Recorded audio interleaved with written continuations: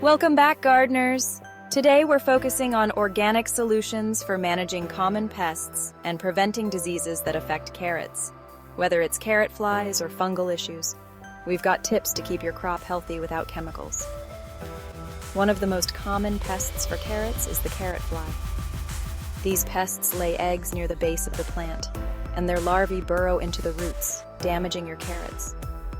The first sign is often yellowing leaves and weak growth. To prevent carrot flies, try using row covers to block them from laying eggs on your plants. You can also plant companion plants like onions or leeks, which repel carrot flies with their strong scent.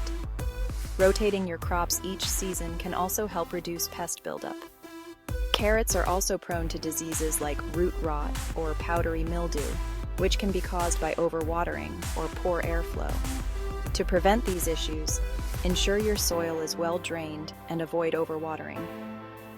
Spacing your plants properly and adding mulch can help improve airflow and reduce moisture buildup on the leaves. If you notice signs of fungal disease, consider using organic fungicides like neem oil or a homemade baking soda spray. Keeping your garden clean and free from debris will also help prevent disease from spreading.